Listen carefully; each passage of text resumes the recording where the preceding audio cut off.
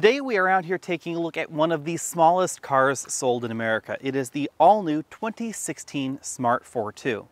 Now the Smart Fortwo doesn't really have any natural competition in the United States, although around the world there are other small two-seat cars. In the United States, when you think two-seat cars, you normally think of something like a Chevy Corvette, perhaps a Mazda Miata, something along those lines. This has obviously a very different mission in mind. I'm going to start out by telling you about my history with the Smart Fortwo.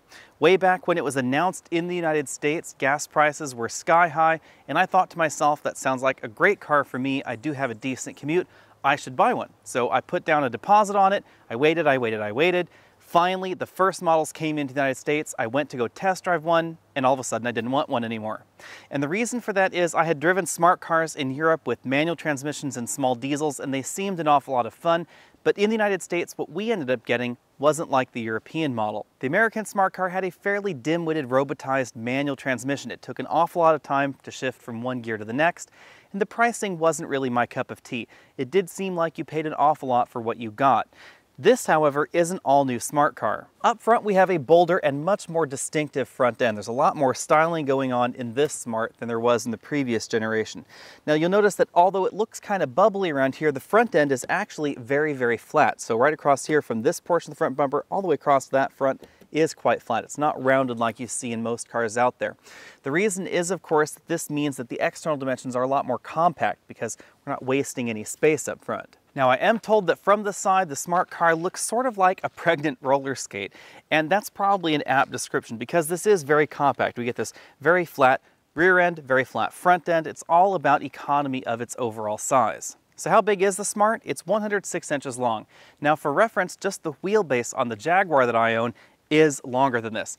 Heck, actually, the wheelbase in a Honda Accord is longer than the overall length of a Smart Fortwo. Out back, the cutesy bubbly theme continues with these attractive tail lamps right here. Notice that we do have a two-tone finish on this smart car. There are a variety of different color palette options, and they like this two-tone theme where the safety cell of the vehicle is painted one color, the rest of the body panels are another. To help improve practicality, we do have a glass hatch that opens separately from the drop-down tailgate. The hood is opened via these two little latches right here on the front grille, and then it drops down like that. Under the hood, we don't have an engine. We have a battery right over there. This is also where you'll find the coolant reservoir, your brake fluid, and the windshield washer fluid. That's because we find the smart car's brand new 3-cylinder turbocharged engine right back here under the cargo area. That makes the Smart both rear-wheel drive and rear-engined, interestingly enough like a lot of Porsche models out there, except this has considerably less power, of course. This 0.9-liter engine is now turbocharged, and it produces 89 horsepower and 100 pound-feet of torque. There is a 5-speed manual transmission now available in the United States, along with this new 6-speed dual-clutch automatic. The 6-speed dual clutch gives you the best fuel economy at 36 miles per gallon combined. Front seat comfort is surprisingly good in the Smart, even for taller drivers. The reason for that is that we have a roof line that's relatively high for a vehicle that is this small. The seating position in the Smart is also fairly upright. This driver's seat does adjust for height, but we don't have an adjustable lumbar support. You should know that the passenger seat does not have a height adjustment feature like this seat does. You should also know that the steering column in our model does not tilt and it does not telescope, which means it's pretty much fixed right where it is. Now, I didn't find that a problem for my size, but if you're much taller or much shorter than me, then this may be a problem for you. Obviously, small car equals small cargo area, but the Smart may actually surprise you because this has just about the same amount of room behind the driver and front passenger seats as you'll find in some very small 3-row crossovers behind the 3rd row. And actually a little bit more space than some of them out there. This is a 24-inch roller bag, and you can actually put 2 of them across the back in that position and still close the glass. Now, if you're wondering why that is surprising, some vehicles like a Kia Sorento or a Nissan Rogue with the optional 3rd row, they actually have more difficulties than this putting large roller bags in the back. Now, obviously, this is all the space you get, and in those 3-row crossovers, you could fold down that 3rd row and put an awful lot more luggage in the vehicle. The Smart's tailgate will support up to 220 pounds, so you could use this for a light tailgate party, obviously 2 relatively slim people or 1 large posterior like mine. Now, if we open up this rear hatch, you'll actually see we have some additional storage right inside there. Surprisingly enough, inside the cargo area, we do have this small roller cover. It's only about 10 inches, of course, right there, because this is a very small vehicle. Now, you notice that the separator between the passenger compartment and the cargo compartment is just this canvas area right here, and you can actually un-Velcro it and completely remove this cargo divider from the car. Now you may be wondering why you'd want to do that. The reason is because the front passenger seat actually folds almost completely flat, meaning that it is possible to put items that are about 6 feet long from the dashboard right there to the back of the car. When it comes to my exclusive trunk comfort index, I'm going to have to give this 8 out of 10 points, primarily for ingenuity. You actually can put 2 people's worth of luggage for a weekend away in the back here, and if you did need to stop by IKEA, you could put small furniture inside the vehicle. Overall, this is a lot more practical than I had suspected. So again, 8 out of 10 points. Taking a close look at the inside, you can see that we do have that very small cargo cover right there to help hide your cargo in the back. And then we do have a cargo net right there behind the driver and the front passenger for small items inside. Our model uses an awful lot of this orange fabric. It does have sort of a tennis shoe texture to it, as you can see right there. It is kind of an interesting twist on a modern car interior. The seat belts come out of the sides of the vehicle and they are retained by those clips right over there. Moving on over to the front doors, we have more of that orange fabric going on, and then we have a lot of hard touch plastics. Basically everything else you're seeing other than that orange section is a hard touch plastic. Speaker down there on the bottom with a small storage cubby. The dashboard is almost entirely this soft fabric as well. The air vents are these round modules that rotate around, rotate completely like that to close, and you can direct them in just about every direction. On the passenger side, we have this small storage shelf right up here where you can put a smartphone, a wallet, that sort of thing, and it is right above a relatively small glove compartment. It's just about as deep as that average letter right there. It's obvious right here in the center of the dashboard that the interior of the Smart is as heavily styled as the outside. We get these 2 large air vents right here that sort of look like Kermit the Frog's eyes sticking up above the dashboard. Our hazard light button right there, and our power door lock button above that. Below that's where you find the radio module, and it actually sticks out of the dashboard right like that. It actually is a separate module, narrows down in there to a connection to the dashboard itself. This is just a basic radio with a USB interface. We have preset buttons across the top, text, track forward, backward buttons, small display right down here, dedicated buttons to radio, media, mute, etc. Below that we find the single zone automatic climate control. We have an auto button right down here, and this slider controls the temperature inside the vehicle. Below the climate control we have 2 small cup holders. These were not able to accommodate large American-sized takeout drinks.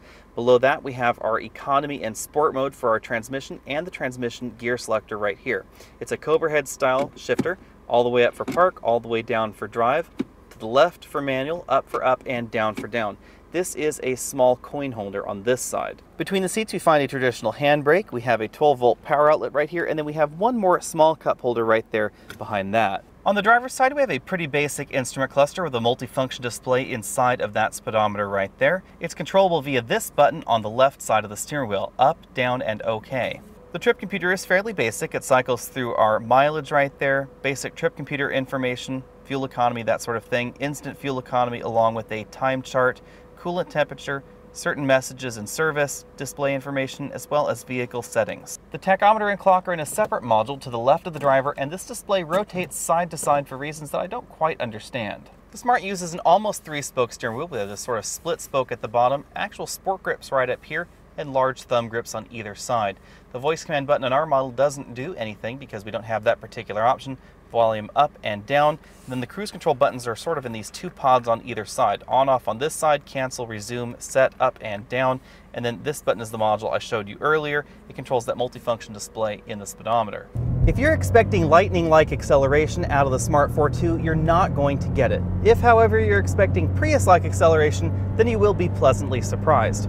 We ran from 0 to 60 in this model in 10.3 seconds, which is pretty much what you're going to get in something like a Toyota Prius C. However, on the flip side, thanks to the turbocharged engine that we get back there, hill climbing performance does not feel sluggish by any stretch of the imagination. This feels very capable and has absolutely no problem going up the steep hills around me much faster than the speed limit. In fact, in that respect, it actually feels much more responsive in terms of acceleration than a Prius or your average compact car in the US. It's all down to that 100 pound-feet of torque that we get, and of course this is not terribly heavy. Braking distances in the Smart were a little bit longer than I thought they would be. This was 130 feet, which is right around your average mid-sized sedan in the United States. I think it's just the overall driving dynamics, where the weight is in the vehicle, etc. A lot of people assume that Smart cars don't handle well, but that's not actually the case. This version actually has a very nice feel to it. This is rear-wheel rear-wheel drive, of course, and it is also a little bit rear-heavy, which means that the front tires feel very, very willing to turn. One might even say that the driving dynamics of the smart car have a little bit more in common with your average Porsche model than, for instance, your average Toyota Corolla. That's because we do have that rear engine design, and this is rear-wheel drive. The last generation Smart was available with manual steering in the United States, but this isn't anymore. This does have power steering, and that really does numb the feeling in the smart car. It's just not as engaging as it was in the last generation. However, this transmission is so much better, I can't stop talking about it. Out here on these broken gravel roads, the smart car has the same problem as basically every other small car in the world. But many Americans will not be used to this problem, and that is the relative length of the wheelbase. Now, a lot of you have probably heard longer wheelbases give you a better ride, and of course that is true. However, with very limited exceptions, there's not really a great deal of difference between wheelbases out there. So for instance, something like a Honda Accord to my long wheelbase Jaguar, the wheelbase difference is not really that great. Even from something like the Honda Civic up to a Honda Accord, that's not really a huge difference. However, the wheelbase on this car is incredibly short, since the whole car is smaller than a wheelbase in a Honda Accord, and obviously that's going to cause a very different ride feeling. The time between when the front wheels hit a bump and the rear wheels hit a bump is very short. It makes this car feel sort of like a little teeter-totter or a small children's toy as it's bobbing backwards and forwards. That's the same kind of feeling you get in this vehicle. Now, that's not a knock on the Smart, that's just the way cars with small wheelbases behave. The thing is that in the United States, we don't get that many cars with small wheelbases like you do in other world markets, so here it is relatively unique. Overall, when it comes to the ride, you need to know that although I wouldn't exactly call the ride in this car sporty, it is definitely not going to be soft or plush. When it comes to cabin noise, we rang in at 74 decibels, which brings us right around the same as the Toyota Corolla. The big thing is you will get a lot more engine noise than most compact cars in the US when accelerating, because the engine is right back there behind my head, and it doesn't have quite as much sound insulation as we find in your average front-wheel drive compact car. Depending on how I've been driving the Smart, I've been getting between 34 and 36 miles per gallon. Now the key there is that the Smart is actually quite easy to drive hard and an awful lot of fun to do so. You actually have enough power in this vehicle to pass out on winding mountain roads, when legal to do so of course, and it does so very well. Now if that seems a little at odds with the relatively slow 0 to 60 performance, it all yet again has to do with that turbocharged engine in the back and the decent ratios in this 6-speed dual clutch transmission. These ratios are just not really designed to give you optimum 0 to 30 performance. They do seem to be a little bit more optimized for highway performance. You will of course get better fuel economy in some compact and subcompact options out there. Overall, this is the Smart that I wish they had built first, because this is actually fun to drive. It's fun to drive out here on my favorite winding mountain road. It's actually entertaining to drive in mixed traffic situations where you can easily dart in and out of traffic, get in that small parking spot, easily find a parking spot out in urban situations, etc. It's just an awful lot of fun to drive. It's very easy to live with in that respect. It's also an awful lot more practical than I had suspected, because we get a lot of headroom up here for taller passengers, and you can fold down that passenger seat to put large cargo inside. Overall, this is definitely the kind of vehicle that I could see myself driving if somehow I was transported to an urban environment and I needed something smaller. Of course, even out here in this rural area, the tight turning radius is very handy for incredibly tight U-turns like that. In the Smart car, you can actually make complete circles in the middle of your average residential street. Well, there are cars parallel parked on both sides. Pricing starts at $14,650 for the Pure model. The Passion that we've been driving here, $16,140. The Prime model is $17,490, and the top-end Proxy is $18,480 starting. Well, that may sound a little expensive for a car that's somewhere around half the size of a large Buick these days. You have to keep in mind that making a small car is not necessarily less expensive than making a big car. All the same things are going on in here. We still have a transmission, we have an engine, etc. We still have all the tooling and the assembly of the vehicle. The main difference is that we have panels that are smaller than other cars out there, and the cost of the materials is not necessarily the biggest part of a car's price. It's all the assembly, everything else that goes into the car. That obviously means that the Smart Fortwo is not for everyone. This is for a very specific kind of shopper. This is for that person who wants the ultra-tight turning radius, the length of the vehicle for those inner city parking situations, the overall ease of driving this in a big city. Of course, I live out here in the forest, so as it turns out, the Smart Fortwo is probably not the best fit for me. Now, 36 miles per gallon is actually very good for a car like this. You have to keep in mind again that the front end of this vehicle is very blunt because they're trying to keep the overall size very, very short. And that actually means that the coefficient of drag on something like this is not as good as certain other vehicles out there that are considerably longer. Now that said, however, I had no problem actually getting 36 miles per gallon out of the Smart car. The big thing there, of course, is that you will find better fuel economy in larger vehicles in the United States. Certain versions of Nissan's Versa and the Ford Fiesta, especially that SFE model, will get better fuel economy than this. This time around, the Smart and I have gotten off on a much better foot, and the Smart definitely is the kind of car that I could recommend if you're specifically looking for something this size. Again, the use case is very narrow here with the Smart. We only seat 2 on the inside. It is a very small vehicle with a very small cargo area, and the fuel economy is not as high as you'll find in compact Priuses, in the Versa, or even in certain versions of that Fiesta again.